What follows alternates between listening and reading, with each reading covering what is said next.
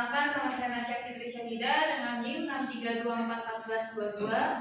Perkenalkan, nama saya Selvi Aulia dengan NIM 632241423. Perkenalkan, nama saya Desunda dengan NIM 632431322. Perkenalkan, nama saya Febri Kesehatan dengan NIM 6321313. Pada kesempatan kali ini, kelompok kami akan mempresentasikan hasil jurnal kami yang berjudul Analisis Penerapan Standar Akuntansi Syariah pada Bank Syariah Indonesia (TBK) periode 2023 sampai 2025 yang tadinya ingin diterbitkan di Jurnal Manajemen dan Perbankan atau biasa disebut dengan JUMPA.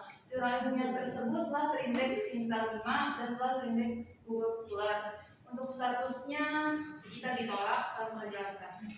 Jadi statusnya kita cuma sebatas sampai submit saja. Nah, selanjutnya saya akan menjelaskan bab pendahuluan terlebih dahulu. Pada bagian bab pendahuluan ini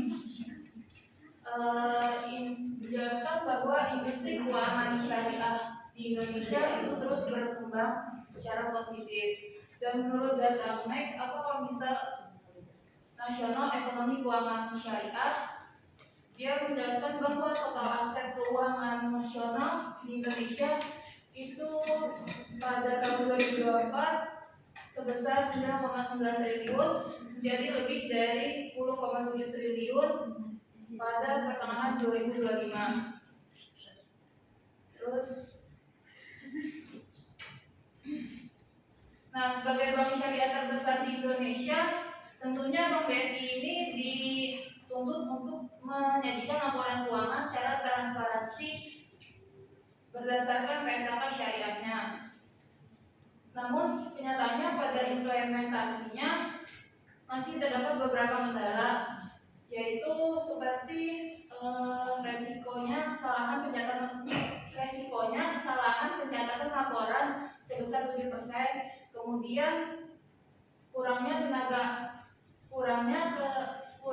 tenaga ahli kerja yang bersertifikat akuntan syariah, yang berdampak itu ke nasabah. Jadi 68% nasabah itu mengkomplain merasa bahwa Bank BSI ini masih belum terbuka informasi pada laporan keuangannya, khususnya untuk akad-akad syariah utama di Bank BSI tersebut.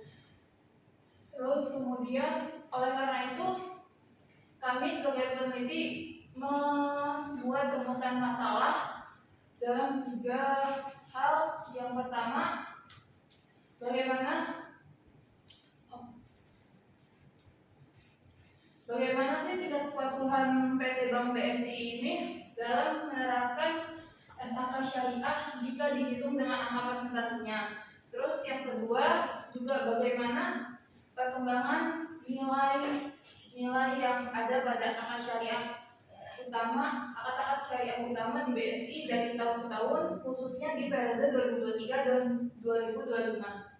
Terus kemudian apakah peningkatan kepatuhan terhadap SAK syariah ini berpengaruh terhadap laporan keuangan BSI menjadi semakin transparan. Terus untuk tujuannya itu kita dapat mengetahui persentase tingkat kepatuhan BSI dalam menerapkan SAK syariah pada laporan keuangannya. Terus yang kedua, kita dapat menganalisis naik turunnya nilai rupiah pada transaksi akad syariah di BSI dari tahun ke tahun.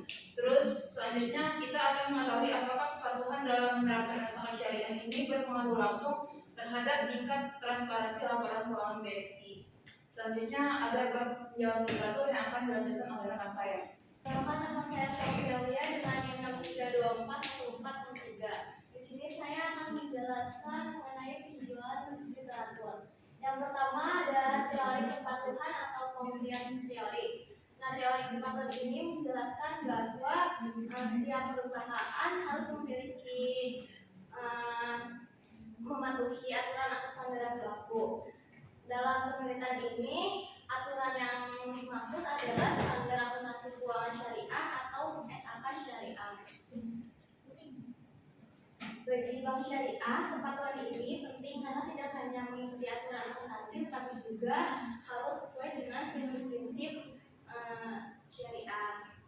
Jika bank patuh terhadap standar tersebut, maka laporan akuntansinya akan lebih lengkap, akurat, dan dapat dipercaya oleh masyarakat.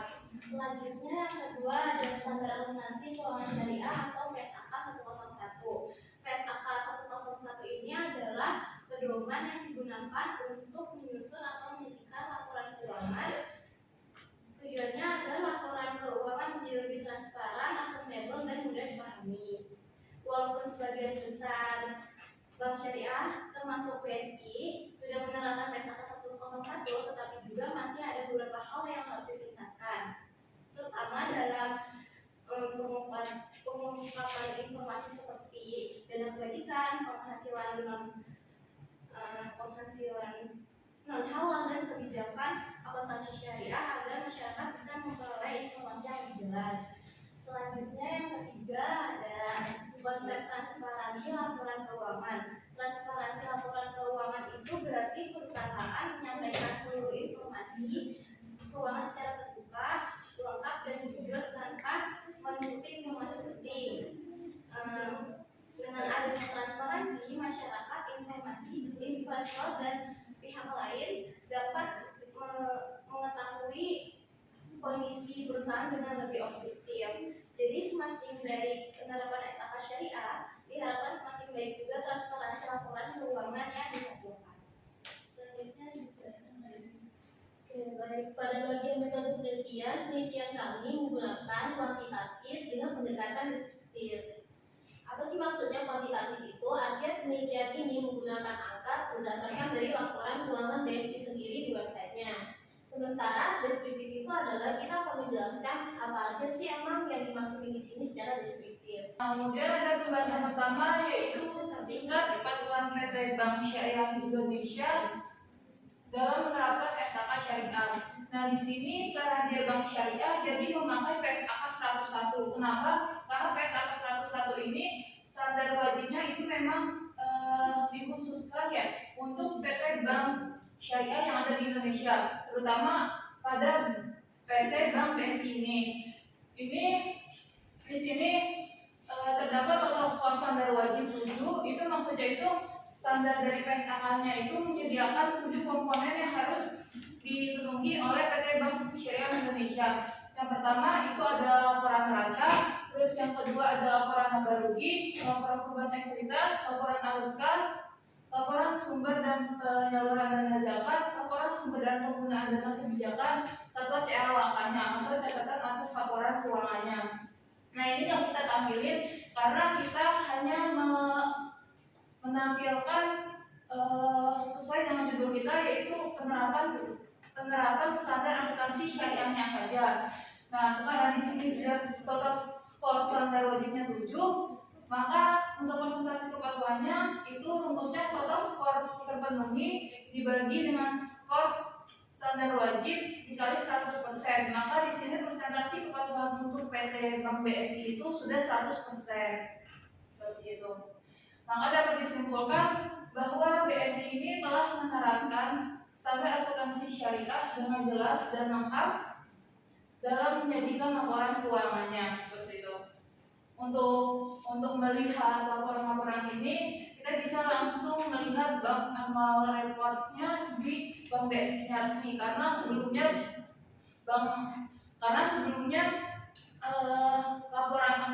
laporannya itu di buku annual report BSI itu masih terbatas, tapi sekarang sudah diperbolehkan untuk siapa saja melihatnya, jadi sudah memiliki keterbukaan informasi secara jelas seperti itu. Oke, selanjutnya ada perkembangan jumlah nilai rupiah nominal pada transaksi atas syariah bersama di BSI dari tahun ke tahun. Nah, karena penelitian ini ngambilnya dari 2023 sampai 2025, kita mengambil ini semua dari datanya BSI sendiri di website. Kenapa ngambilnya sih akad-akad ini? Karena ini akad-akad utama yang ada di BSI yang paling gede nominalnya. Jadi berdasarkan tabel ini, akad semuanya ini itu nominalnya gede-gede semua. Jadi kita meneliti ini kenapa? Berdasarkan tabel tersebut akan negara menjadi pembiayaan nominal terbesar setiap tahunnya. Dan negara sendiri punya 132 juta. Sebenarnya ini miliaran ya, tapi mungkin muncul di semua angkanya, jadinya kita pendekkan segini saja. Nah, pengaruh kepatuhan terhadap transparansi laporan keuangan. Nah, kita pengen tahu seberapa transparan sih BSI ini. Nah, dari website sendiri kita bisa lihat sebenarnya mereka tuh sudah menampilkan laporan keuangan, laporan angkat-angkat tersebut, dan banyak berbagai hal. Makanya itu BSI sendiri pun sudah melakukan PSAK 101. Biasanya ada kesimpulan dan saran. Nama saya Gabriela Palanita dengan NIM 632-1390. Isinya ada kesimpulan dan saran. Kesimpulannya berdasarkan hasil penelitian ini yang disimpulkan bahwa penerapan standar asuransi keuangan syariah pada bank syariah Indonesia telah berjalan dengan baik dan sesuai dengan ketentuan yang berlaku. Hal tersebut tercermin dari tersajinya seluruh komponen laporan keuangan syariah secara lengkap. Dari sisi perkembangan transaksi, akad syariah utama seperti murabahah, muharabah, musyarakah, dan bank menunjukkan peningkatan selama periode 2023 sampai 2025. Peningkatan tersebut mencerminkan pertumbuhan aktivitas perbankan syariah di BSI. Selain itu, penelitian ini membuktikan bahwa penerapan SHK syariah memberikan pengaruh positif terhadap transparansi laporan keuangan. Penyajian informasi yang lengkap, struktur, dan sesuai standar memungkinkan masyarakat memperoleh informasi yang lebih jelas dan terpercaya.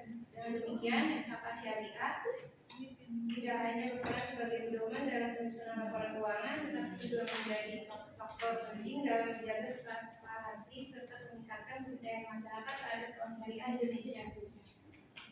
Ini sarannya berdasarkan hasil penelitian ini, Bank Syariah Indonesia disarankan dapat terus meningkatkan tingkat kepatuhan terhadap SHK syariah dan melakukan evaluasi secara berkala terhadap penerapan standar akuntansi syariah agar kualitas laporan keuangan tetap terjaga. Selain itu, peningkatan keterbukaan informasi kepada masyarakat juga perlu terus dilakukan guna mendukung transparansi dan memperkuat kepercayaan nasabah terhadap perbankan syariah. Bagi peneliti selanjutnya disarankan untuk memperluas cakupan penelitian dengan membandingkan beberapa bank syariah atau menggunakan berbagai penelitian yang berbeda sehingga dapat diperoleh hasil yang mendalam dan komprehensif. Cukup sekian dari kelompok kami. Kurang lebihnya mohon maaf apabila ada kata-kata yang kurang atau ada kata-kata yang salah. Kita tutup. Sebelum ditutup, apa ada pertanyaan terlebih dahulu? Enggak. Baik, kita tutup ya. Wassalamualaikum